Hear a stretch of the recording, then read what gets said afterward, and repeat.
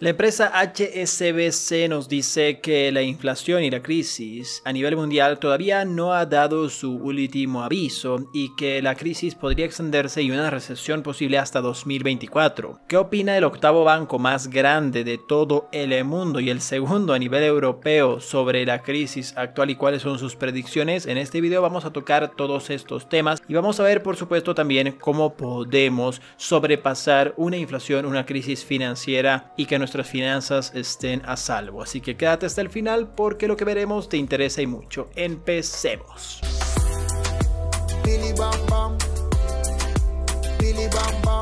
Empecemos.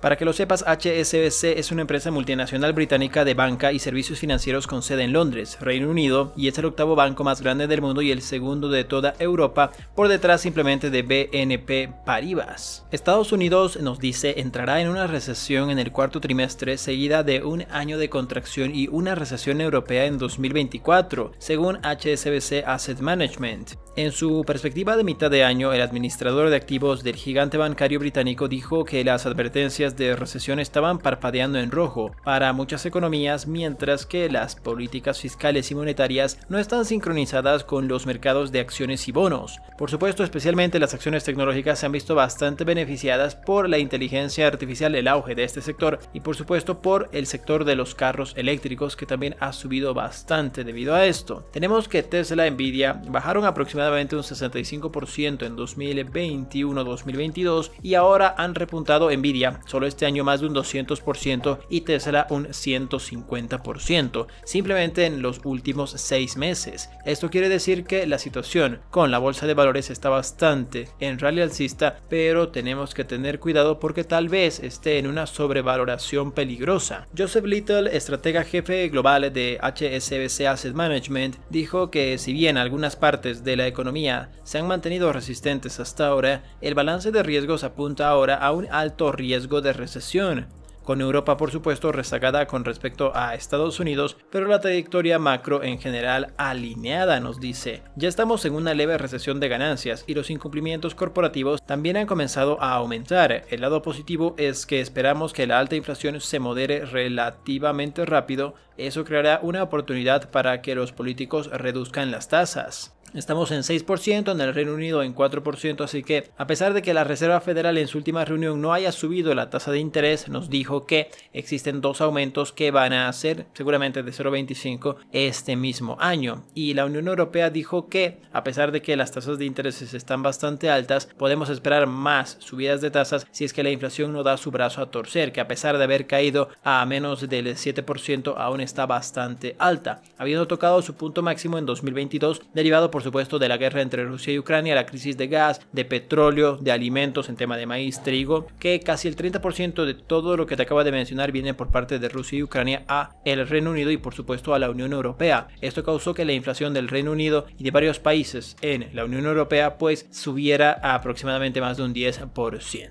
Sí, uno de los aumentos más grandes en todo el mundo. Lagarde también opina sobre la inflación y dice que sigue siendo demasiado alta en la zona euro, que aún no se puede cantar victoria. La presidenta del Banco Central Europeo, Christine Lagarde, dijo el martes que la inflación sigue siendo demasiado alta y que es demasiado pronto para que su organización declare la victoria sobre los aumentos de precios al consumidor. Nos dice, esta persistencia se debe al hecho de que la inflación se está abriendo paso en la economía por fases, ya que diferentes agentes económicos intentan pasarse los costos entre sí, agregó. La inflación general en mayo fue del 6.1% para la región, por debajo del 7% de abril, pero el objetivo del Banco Central Europeo es reducir la inflación al 2%. En este caso, por ejemplo, la inflación es bastante alta y tenemos que bajarla al 2%, así lo dijo el Banco Central Europeo y también la Reserva Federal. Con todas estas situaciones peligrosas para la economía, aunque la bolsa de valores esté subiendo mucho, Nvidia en máximo histórico, Apple, Microsoft, muchas acciones tecnológicas debido a la inteligencia artificial y al auge de este sector, esto puede ser bastante irreal porque la economía sigue estando con una inflación bastante alta y muchos inversores, analistas y bancos nos dicen que esto podría ser simplemente un espejismo. ¿Cómo podríamos nosotros proteger nuestros ingresos, proteger nuestros activos, proteger nuestros ahorros, nuestras inversiones? Te voy a comentar algunos puntos bastante importantes que he podido recolectar de varios inversores que han pasado muchas recesiones, entre ellas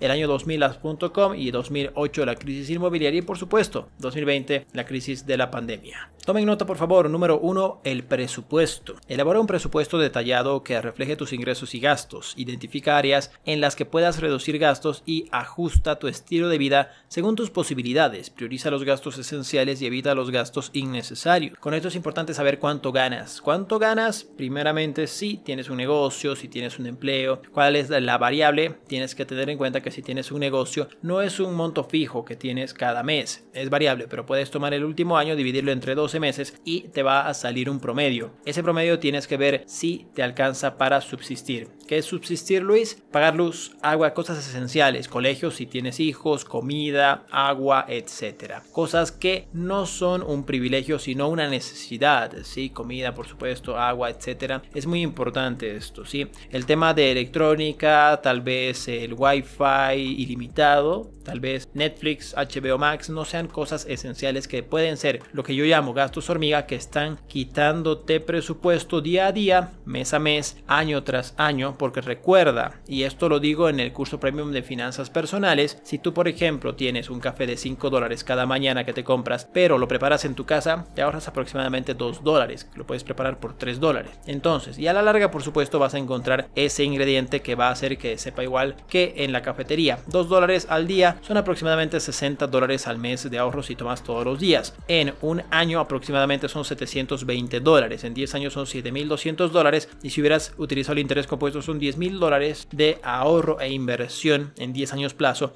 que estarías dejando de lado por simplemente no tomarte la molestia de preparar tu café todas las mañanas en tu casa. No dejar de tomarlo, sino cambiar, en vez de ir a la cafetería, por supuesto, prepararlo en tu casa y así pasar un poco más de tiempo con tu familia si es el caso. Punto número 2, el ahorro.